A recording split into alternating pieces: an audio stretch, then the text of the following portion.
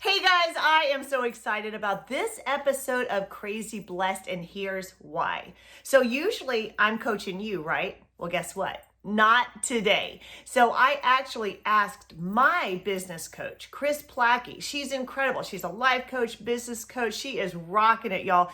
That's why I asked her to be my coach. She coaches me, and now she's going to be our special guest today. So we're all going to get coached by Kris Plachy, and she's going to show us so much about how our thoughts really direct everything in our lives. You are going to dig it.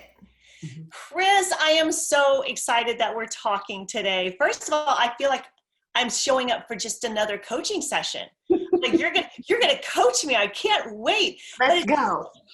Let's go. Yeah. You're always ready. Always.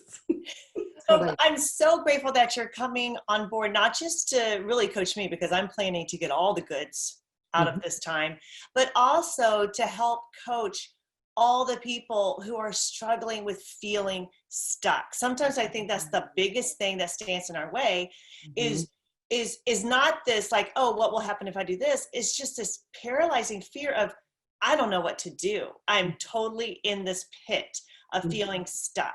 So help us with that. First of all, like what does that feel like? What does it look like when you're stuck? And is there any hope for that?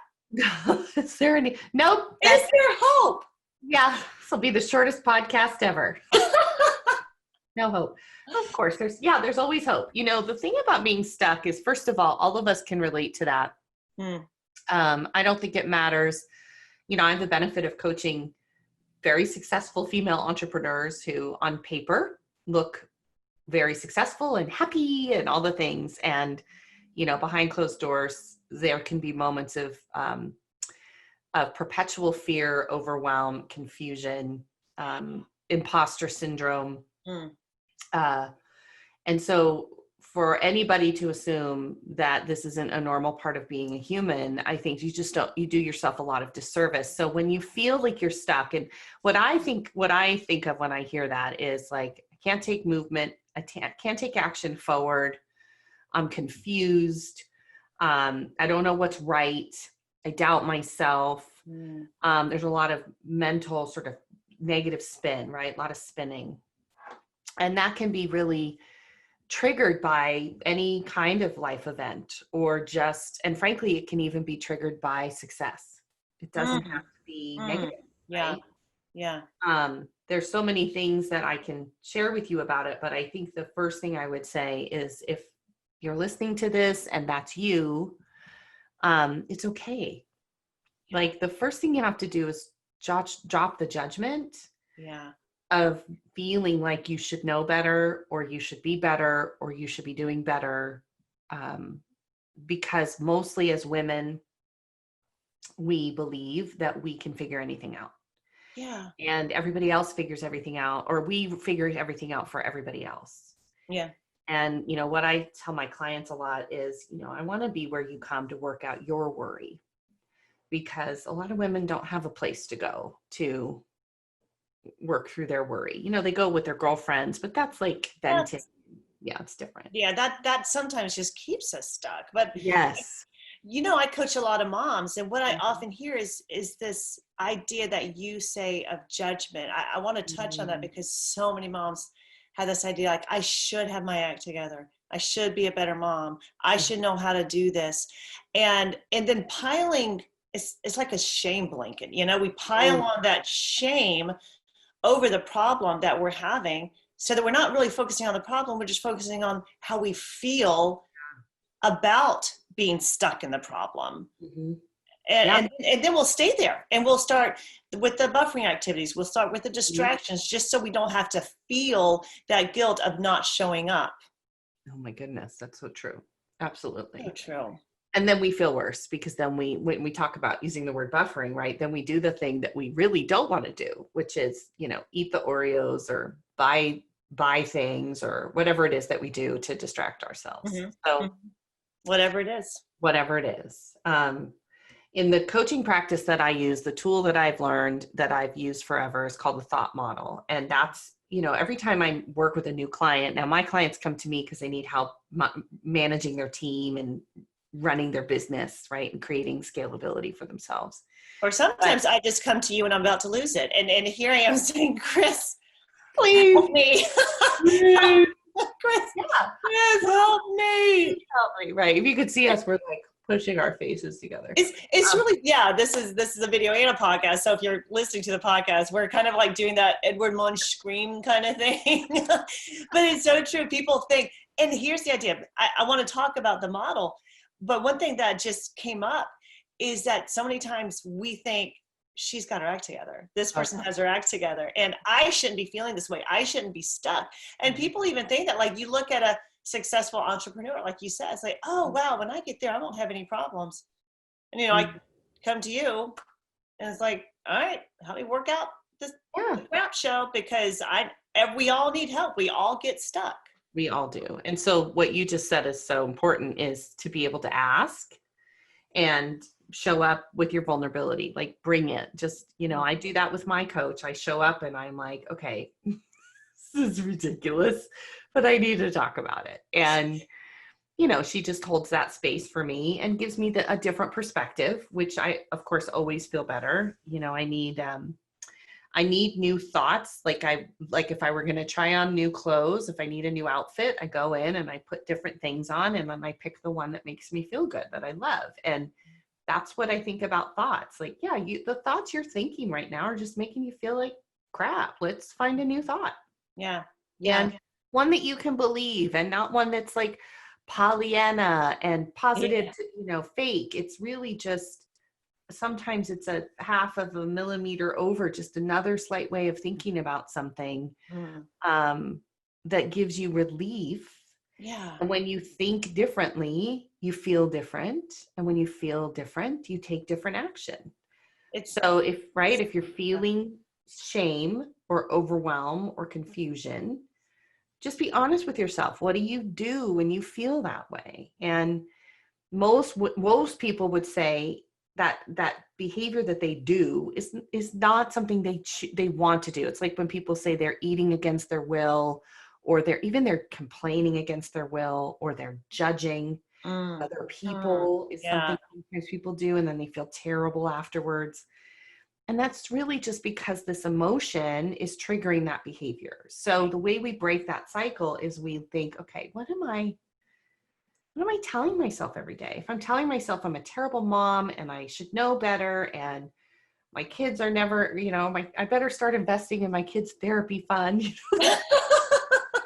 Whatever we tell ourselves, I should be better at this. Maybe I should just give up and not do this anymore. I've been feeling, for sure, as a parent, I was talking to my son about this last night, because as this is recorded, we're still in this whole pandemic COVID. Right. And, I have teenage kids, and they're like, want to be with friends. And he keeps asking me every time he wants to do something. He's like, can I do this? Can I go see my friends? Can I have my friends over? And I told him last night, I said, I feel like when you ask me that question, I should know what the right answer is. And I don't. Right. Like, I could say, because my gut is, go. It sounds great. Why wouldn't I want you to go? But then I have this other thought of like, but should you go? I don't know. Is that the right thing to do? Right? Like, and then we're back to being stuck. And then it's feeling terrible. He feels terrible. Everybody's like, I'm like, I should be able to make this better. And I think for so many of us in this moment in time, nobody knows what we're doing. And so as parents and mothers, especially, like, you love your people so much. So I kind of made a decision. I was journaling about this too. And I just decided that, I'm not going to make decisions for other people when they are capable of making them for themselves. That's good. And sometimes I think we make decisions for other people because we really don't want the decisions that they may make for themselves. Yes. That's another thing. Yeah. Well, that's the truth. Well, that's another. No, that's not a good one. That's not a good thought. I don't like that decision. Don't do that one. Yeah. But I don't like that decision that you just made, so I'm going to make it for you and feel better.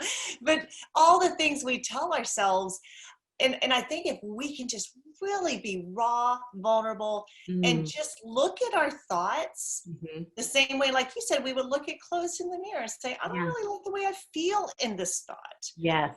And be able to take conscious authority over it. And the Bible tells us to take every thought captive. And when Mm. and actually in the original language, that idea of captive is when you would like capture a wild animal. That's the word that they would use. Well, that's pretty true when it comes It to your thinking. it is. It's Yeah. so true. And so many times we don't do that because we don't know how and we're not conscious of Well, it. yeah, we accept our thinking as the truth. Yeah, yeah. And that's the key, is to recognize that just because you think something doesn't mean it's actually true. It doesn't mean that's who you are. It's a sentence that's running through your mind. Mm, And mm. the And more you've you, repeated it so many times, it becomes a belief. exactly. Yeah. And so that's when we get into, so many times my clients will come to me and they'll just say, like, I talked to somebody yesterday who's really struggling with her business, but doing a great job struggling, right? She's on, and, but we really realized that one of the reasons that she's having such a hard time is she has very fearful thoughts about the future. Mm, This is hard. This is never going to work. The world is a mess, like very kind of doomsday-ish scarcity thinking. And so we realized, like, it's very hard for her to even function day to day because she doesn't have a clear picture about what she's creating and wants in the world. And she doesn't believe it's up to her. yeah. She believes it's up to the Fate. pandemic or whatever. Yes. Whatever. Yeah. And not without realizing that is just a series of thoughts that's running through her mind. So we talked about the importance of having beliefs that there are greater resources outside of her at working for her. So whether it's God or the universe, it's like you have support. Can you believe that? And when you believe that, which of course is in your mind, how much more capable you are to take risk and try and fail and just know that's part of the process instead of using every failure as evidence for the fact that you don't know what you're doing or you're never Right. going to figure it out. Right. Right. Because you can come up to you can look and find evidence to support whatever thought you hold, Always. really. And Yeah. sometimes we have to be so conscious and aware of this that we actually, like, I repeat thoughts to myself every single morning. So I Mm. can just rehearse those, like some things I say out loud. And I look like the weirdo walking the dogs, talking to myself. And, I don't care. You walk And in my so, neighborhood, I think I've seen you. yeah, yeah. Like lock your doors, pull the blinds. But kids, come in, get out of the yard. But it's like some things are like the world is out to bless me, and Mm. blessing chases me down. Like trying to get I want to get this perspective that Mm. there are forces that God is working for me because He loves me, and it's such a more empowering place. But even though, and here's another thing, especially for Christian moms, now if we can't hold the thought and we feel bad, now we're not just a bad mom, but now we're a bad Christian, and Oh, yeah. all the garbage that brings on. Mm-hmm. And really, it's just that judgment we lay over ourselves. And then here we are, stuck, not conscious of why we're stuck, and staying right there. Yeah. And what would be the first steps? Like, how do we start the process? How do we jumpstart the process and think, okay, I need to become conscious of this? How? Yeah. You have to read your own mind. I really do believe that. And the way that you do that is you write it down. Mm. A lot of people don't like to write down their thinking because they don't like what they write, or they're afraid someone will read it. But one of the first ways for me to expel a negative pattern is to get it on paper and get it out of my head. I think the thing about that I wanted to caveat on what you said is that as human beings, we were given the ability to have judgment for a reason. Right, right. Right. And that was to protect ourselves when we lived in caves, right? Yeah, Like, are you a bear? Are you going to eat me? Right? Like, are you yeah, a threat? yeah. But now in this world that we live in, that is not how we exist every day. And yet the skill of judgment still is it's still very prominent. So when you start noticing that you're really harshly judging yourself or others, it's just important to recognize like, oh, that's just my brain doing what it's designed to do. Yeah. I have a prefrontal cortex and I can actually forgive myself. I'm a big Gabby Bernstein fan. And one of the things that she talks about, right, is choose again, right? Like, okay, so yeah, I just noticed I was thinking a lot of crappy stuff about myself or about my family or about my life. I can choose again. Yeah. Yeah. And I don't have to pay a penance for the old thoughts No. by dwelling on them longer. No. I have the power to think something else. Yes. Then you just attach more to the thought. Like, oh, oops. It's kind of, that's how I like, because I go for walks.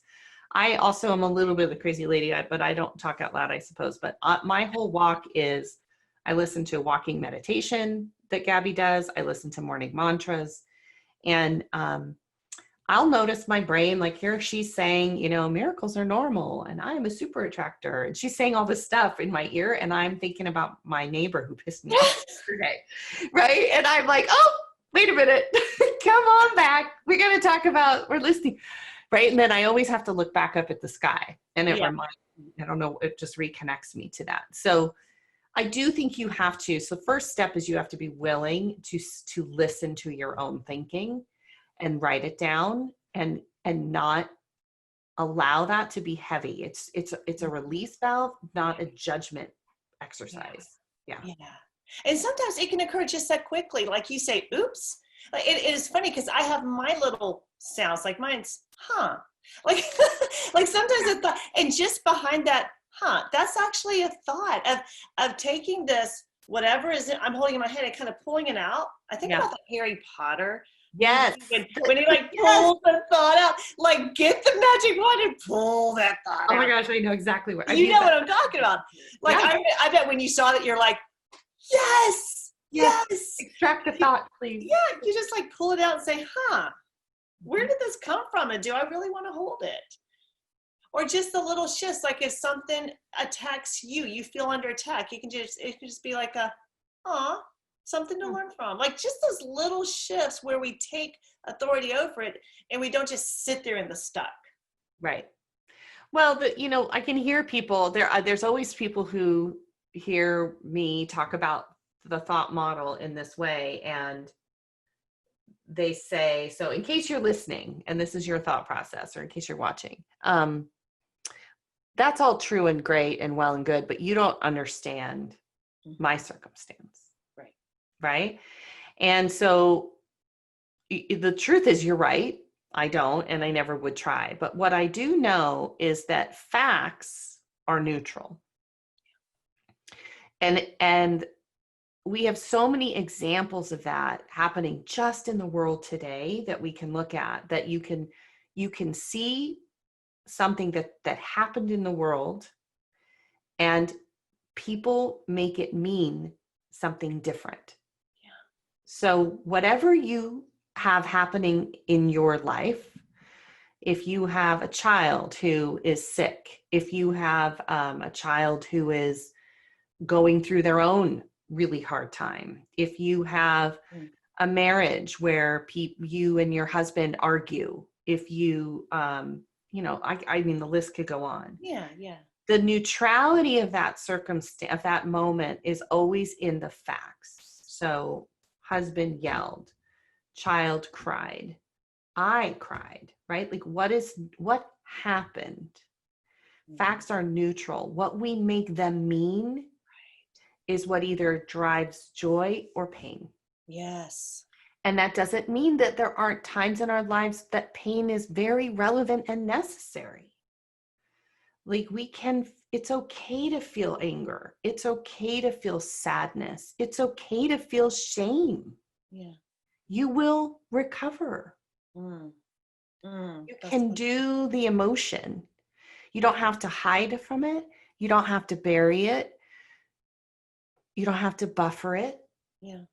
Emotions usually take about 90 seconds to process. Oh, that's good. That's good. And we are all strong enough to hold. Oh, I think we forget how strong we really are, and we are created to be able to hold pain. Not that it needs to lead to suffering, but, We can Right. just hold it Right. and develop a type of curious nature about it and just feel that pain without saying, you know what, this must mean this about me and I must respond this way. We can Right. just feel it You can, without judgment. yeah. And the more you're able to do that, then the more you do not suffer, right? That's suffering is the nurturing and the fondling of thoughts that make you feel terrible. Mm. The way that we know that we're in suffrage or we're suffering is because you're telling me a story that happened 3 years ago. Right. That ended. The circumstance is over. Yeah. But what's left is your thoughts, and they're painful about it. And that's what's keeping you stuck, not the thing that happened 3 years ago. Right. It's the way that you're choosing to tell yourself that story today. Mm. So that, it's very liberating, but it requires, I believe, first, like a belief and understanding that you can take full responsibility for how you feel and how you act in the world, and that doesn't come from responsibility as in, and then blame. Right. It's just responsibility. Yeah. And I think that's got to be the first step, honestly, Kris, is that first step of what if I just let everyone and everything else go? Mm-hmm. And I just held myself responsible for this, because until we can take full responsibility, we are completely unable to change it. So if you want to change the stuck nature of if that's where you are, then you first have to acknowledge, I am responsible for this. And Right. At first that feels heavy. If we think it's like, oh, I did it, the shame.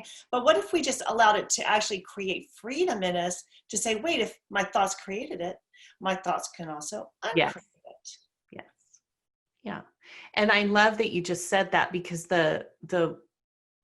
one of the things that there could be initial resistance is if we aren't used to accepting responsibility for our own emotions, and we're used to sort of blaming other people for how we feel. That can initially feel a little painful. Like, wait, what are you talking about? No, they make me feel insecure, inadequate, right, incapable. And that actually isn't true, right? It doesn't mean you don't feel insecure and inadequate. Yeah. Capable. It just means that you're thinking something about whatever they said to you or whatever happened, and that's what's driving your emotion. And as soon as we can really own that, it's, to your point, it's freedom. Yeah. That I can actually have this experience and not either feel bad for a minute and let myself feel bad and then move along. But I don't need you or them or her or him to be different in order to feel better. Absolutely. That isn't their job to take care of my emotional health. It's mine. Right. It is your job to take care of your emotional health. And I think that's what we've all got to acknowledge, because we're going to stay trapped thinking, well, as soon as this person changes, or this situation or these circumstances are different, then I can feel a different thing. That's never how it happens. And if we convince ourselves that that's true, we're going to stay in this waiting period. Still, okay, I'm in this way. Kind of like when you see a computer and it's like loading, and you're like, we're going to stay in that until you say, wait a minute, I am 100% in charge of what goes on between these ears. I'm 100% in charge. Mm-hmm. And when that happens, the whole world opens up. Mm-hmm.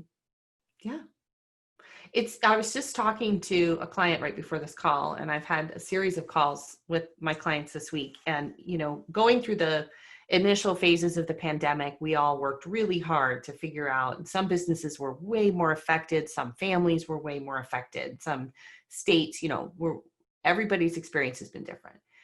But what I've been really surprised and impressed with is all of my clients are doing really well. And I don't take credit for that, but what I do admire about my clients is the resiliency of their minds, because that's where the work is. It's not in COVID going away. Mm-mm. It's not in the governors opening up the state. It's not that. The work is not when the circumstances change. The work is right now. And I have a lot of fear around this disease, and I've been doing a lot of coaching and frankly therapy. I've been doing a lot of my own work, because I would like nothing more than to think that once this thing is gone, I'll feel better. Right. But then it's going to be another thing. Yeah. So all this is revealing to me is, oh, I have some work to do on my thoughts around illness and dying. Yeah. Yeah. And if I can get that fixed and worked through, I'm unstoppable, right? Right. So you just revealed to me that this is an opportunity. That's the thought we have to get in. It's not, oh, this is overwhelming, which I hear so often from moms, but it could be, oh, this is an opportunity. Mm-hmm. Now what is in this opportunity? Yeah. Well, if you're looking for it, you'll find it, right? It's just like the eye sees what the mind looks for, right? Yeah. So if I'm looking for doomsday and I'm watching the news and I'm listening to all the terrible things and I'm on the Facebook, I'm going to find it. Yeah. And it will perpetuate that concern and fear. Or I keep telling myself that this year is the year where everything you don't want is the year you burn it. I have heard that so many times. Yeah. I don't know. You're onto something. I have heard 4 different times that there is a burning off. Yeah. And that what comes out of this is gold. Yeah. Well, my kids and I were talking about this a couple nights ago, and I'm like, this doesn't make any sense. But I honestly have this feeling, like, for all the concern I have, and I mean no disrespect to people whose lives have been incredibly disrupted. Oh yeah. But I just keep having this feeling that, like, Christmas is coming. Like I'm eager, I'm excited to see what we build out of this, because there's no question this year is transformative. There's no question. And it had to happen. For so many reasons. So I'm eager to watch and observe and be a part of something new and different. And so, yeah, that gives me a lot more, first of all, I feel much more empowered when I believe that. I don't feel like a victim to everything in the world. I focus on what I can do. I take my little part of the world and I do my work with myself and my family and my clients. And I think that's all we can ask of ourselves. So, yeah. And especially we need to realize that we can all have big dreams and big goals, and I believe everyone should, but we got to start here, right now, with who we are and what's right in front of us. And I want to encourage everyone who's listening or watching, like, there is something right in front of you.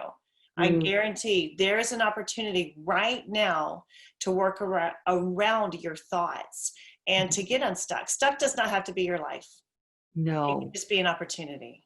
No, it's moments. And then you don't need a miracle healer or somebody to come into your life just to resolve it. You are your own healer. You have everything that you need.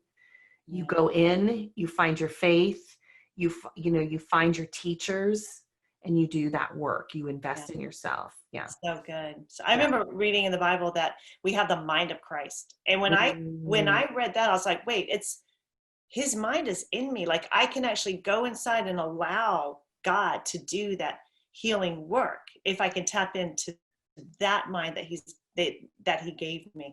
So Kris, thank you so much. You're just a blessing to my life as my coach. And thank you also for being a blessing to all the Crazy Blessed listeners on how to get unstuck and live that crazy blessed life. Yes, let's go. We got work. Let's go do it. Baby. Come on. Let's do it. Thank you for having me on your show. I'm so honored to be here. Thank you so much.